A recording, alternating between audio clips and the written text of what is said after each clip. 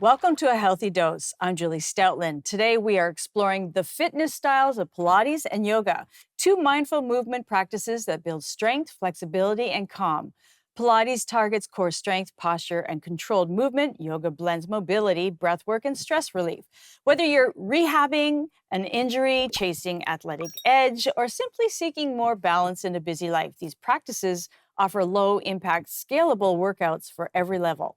We'll break down the differences, show how combining them can speed progress with our guest, Stephanie Dirks from Refined Pilates and Yoga Studio. Thanks so much for coming in and talking about this today. Thank you. Thanks for having me. So first, let's tell the guests a little bit about yourself and how you developed this incredible love for fitness. Yeah. So I have always loved moving my body, and it's been more of a lifestyle. So were you the busy kid? Always. Well, as a kid, I grew up in Africa, and my family. Wow, that'll do it. Yeah, exactly. It was always a big deal to, incorporate movement into our travels. So hiking and walking, biking, swimming, all of that. Certainly didn't have any TV to just take up all your time. Not really. Entertain yourself some other way, right? We kept active on our own. So as I got older and as I learned more about yoga and Pilates, I loved that it was almost like a tool in your toolkit that you could take along with you wherever you go. Yeah, you don't need anything really compared to, like, I love fencing as well, but some sports you have to have a lot of equipment in order to do it. But so you've always been this energetic, lively, outdoorsy person, and it just came naturally to you. Yeah. So what led you to Pilates and yoga in particular? And you mentioned that you don't need to take anything with you, but did you ever have like an earlier injury, or did you want something easily to do at home as when you have kids or whatever, lifestyle changes? Yeah, exactly. When I was about 13, and I was struggling with anorexia. And really? I was in transition between Africa and coming back home to Canada. And I felt like out of control. I was controlling what I was eating. Right. And I was anorexic. Yeah, you were. I didn't know that actually. No. So, my naturopath said to me, you need to take this seriously because this is getting bad. Like I was weighing about 70 pounds at 13. And we talked about diet. We talked about gaining certain amounts of weight in a span of time. And as a result, I started thinking about my health a little bit more. And I remember coming across the Staut DVDs, Pilates Staut. And I just plugged it into my VCR. I'm dating myself. VCR! Yeah. And then I would do it in my bedroom at home. And I loved how it made me feel. I felt like I could use that control that I was lacking towards something that was more positive for my body. And then there was less of this concern or obsession with food and more of let me be healthy and toned and strong and more aligned. And it's interesting because I was also anorexic. I just wanted to say this, that form of exercise probably was much more relaxing and calming, whereas I went through a stage of doing the excessive exercising in a negative way as a person with dealing with anorexia. Exactly. So you're forcing yourself, you're exhausting yourself instead of just listening to your body. Right. So which has been over time, and we'll probably get into it, but it changes. I still wasn't probably in the best mind space as I am now. But at least you were off to a good start choosing something that was kind of giving you a calming basis. Exactly. And good for your body. Okay. So doing exercise regularly is one thing, but tackling the challenge of running your own business is another. What sparked this idea to start a studio? Was it location because it's close to your home, or did you see a gap in the community? Right. Yeah, good question.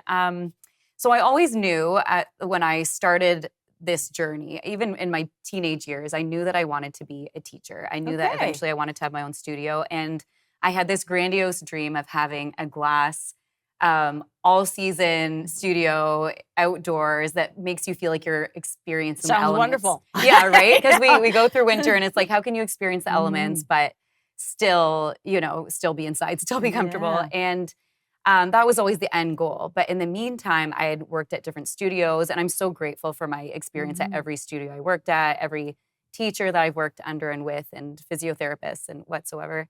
But what happened was I was in this transition period, and I did notice that Niagara on the Lake was missing a mat studio. That kind of piqued my interest. It was on the back burner. I thought eventually I'll open that big glass dome somewhere. All right. And then a family friend reached out to my mom and said, hey, I have a space that Stephanie can rent. Interest level, commitment level, and physical capacity all play into what fitness style a person is willing to stick to long term. So with that in mind, let's talk about the basics of Pilates and yoga.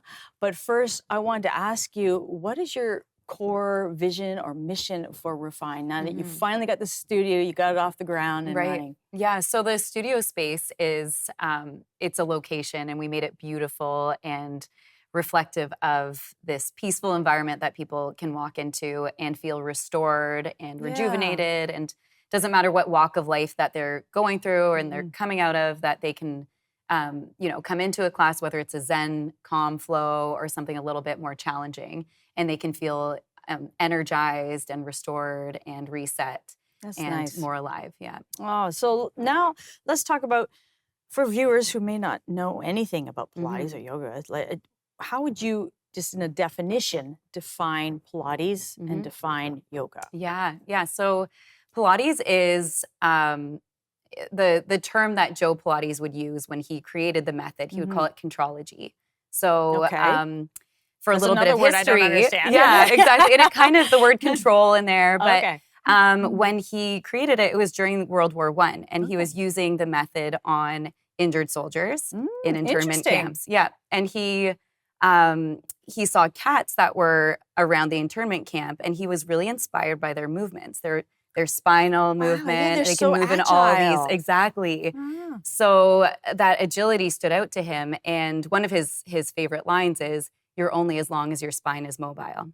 Wow. So he created the contrology method, which we now call Pilates, and it's this method of sequential exercises that moves your body in all these directions and builds up strength, precision, control, strength within a series of exercises. Now we've changed it, we've made it a little bit more contemporary, but traditionally this is where it came from. And what's the traditional definition of yoga then?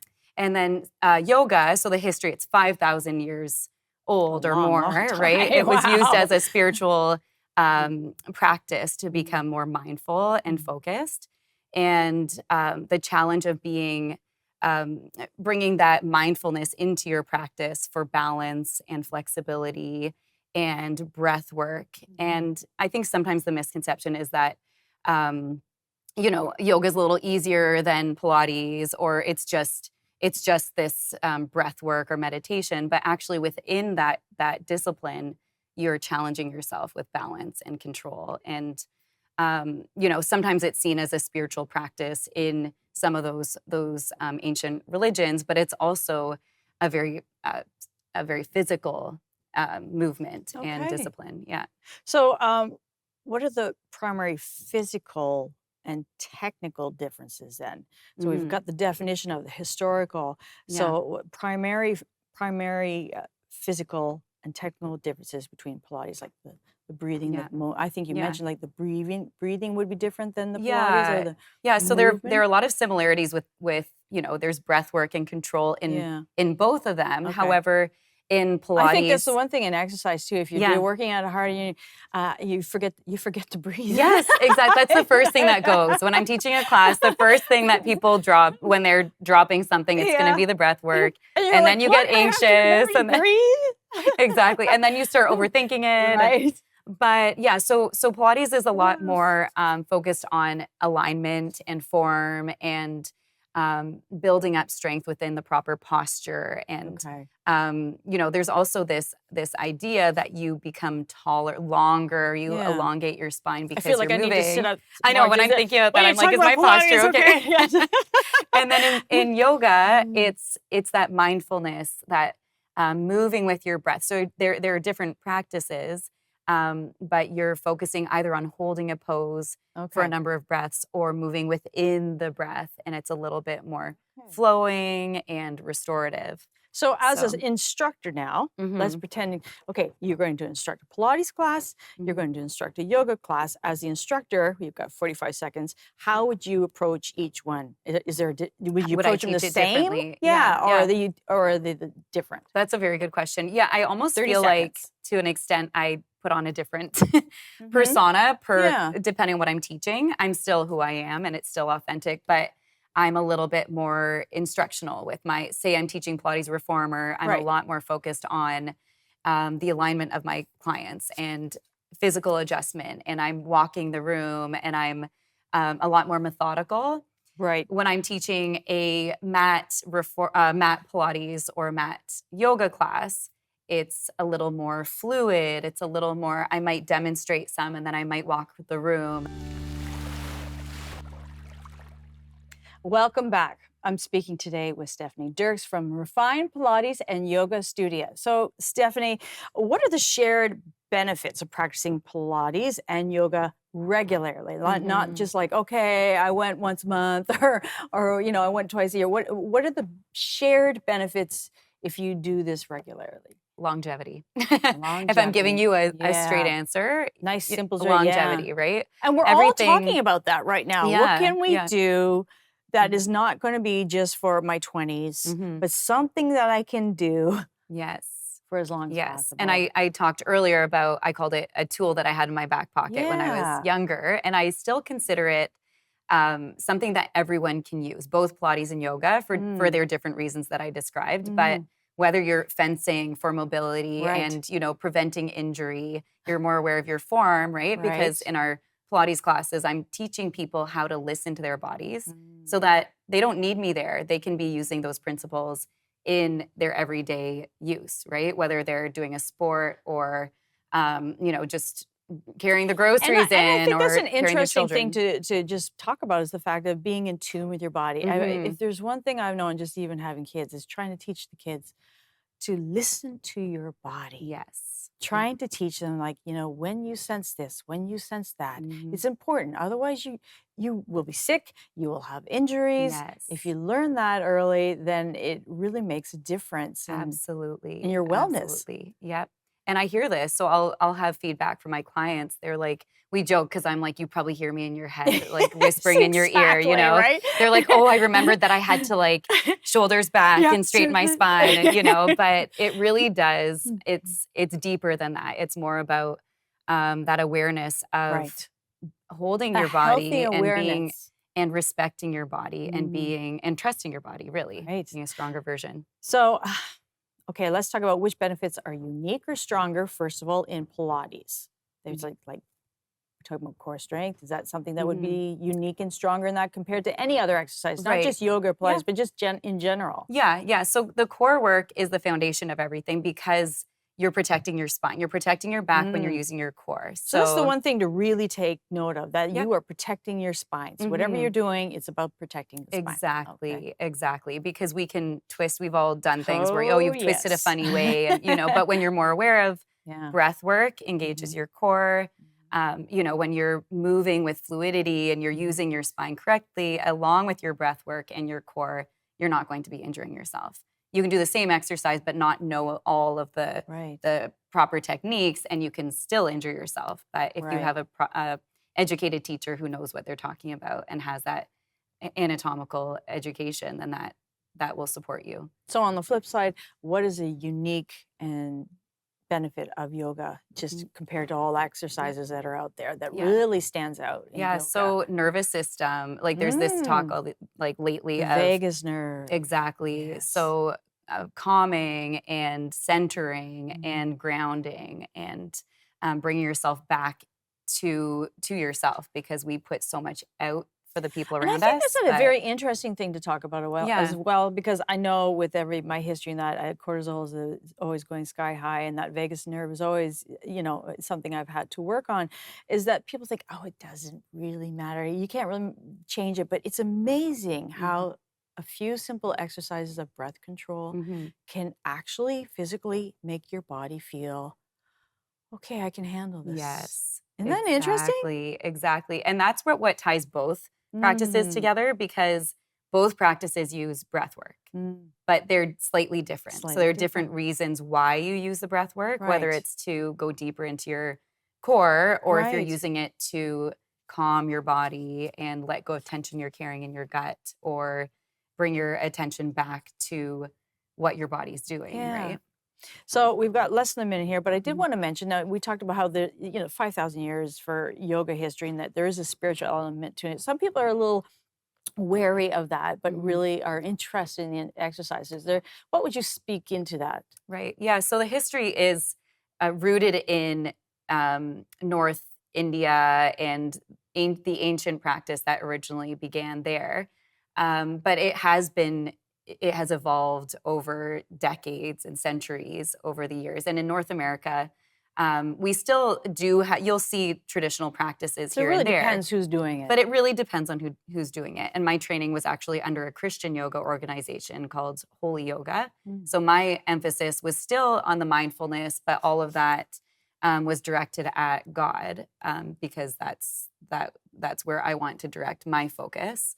However, you can use it just like that word again, the tool, to go deeper in whatever belief you have. Now we'll look at the different areas of programs available. So Stephanie, who is Pilates best suited for? I'm referring to like age or goals or conditions. And who is yoga best suited for? Again, age and goals and conditions. Yeah. So for both practices, I would say everyone and anyone as a blanket answer. Right. However, I do private sessions with people, and I would veer more towards Pilates. I would recommend Pilates to someone who has an injury, say, or they need Pilates for therapy, or they might have a spinal condition or something that could be aggravated in a mat class. My osteopath, for example, is a yoga teacher as well, and she would say there's a time and a place, but she'd say, Steph, you need to tone it down because I'm seeing this in your body, and you can really aggravate it. Right. So I think there's a time and a place for both of them, and I think it can be really restorative to do yoga, and it can be such a perfect way to ground your body and recenter your body and mind and strengthen your body. We don't want to underestimate how much strength comes from balance and flexibility within the practice. So I think the best thing you're saying is like both are great for all ages and all conditions, but especially if you have an instructor, it really is great to have that kind of guidance so that you don't overdo it. Whatever you do, it doesn't matter what you're doing, whether it's sports or this type of fitness, don't overdo it. Exactly. And the reformer Pilates is probably a good square one if you're like, I want to do something, but I haven't really moved my body. Right. And I want to become more aligned. Right. It's a great way to start to have a little bit of resistance and you're learning how to listen to your body within the range of your body's limits without injuring yourself. So sometimes you go to the one class and you're like, I'm a pretzel and I can't do this again. How many times have I had someone come straight for their first class and it's Pilates and weights and I'm like, well, you're on the mat, you know, these people have all done this before, but it's usually more recommended to start with reformer, build up that strength, know your body, and then step into a mat Pilates class. And in yoga, I mean, when you have those cues and you're learning how to listen to your body, it's also equally beneficial. But I would recommend, I tend to talk a lot about Pilates because we teach a lot more Pilates at our studio, but yoga is, it almost is that balance that you need for the Pilates that, once you're doing Pilates, the yoga gives you that. The soothing break. Exactly, yes. So how does Refine adapt the classes, now your studio in particular, for beginners, athletes, and older people and people with injuries? Because obviously, you're like we've been talking about, you end up having to address them differently, right? So if someone's coming to you. So I would, like I said before, I would recommend a one-on-one session to someone who's not really sure what they can do, or even someone who wants to reconnect with their body, maybe post-pregnancy injury, or just wants to know, how's my body moving? You can look after athletic. Pregnancy, everything's moved. Exactly. Right? Everything's shifted, right?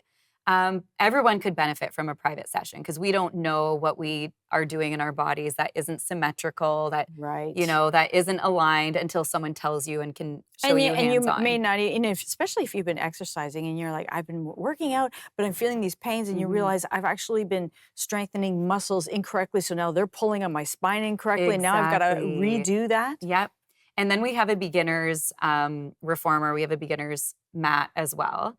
So those are great starts if you're like, I just want to be in a class setting. It's more affordable. I'd like to be with my peers. And then from there, sometimes someone will come out of that. What do you recommend for a class? And we have different levels. We're actually tweaking it a little bit with some of our new teachers, so that people know what levels we have our flames. So level 1, 2, 3 to know what the intensity is going to be like. So, No, that is great. yeah.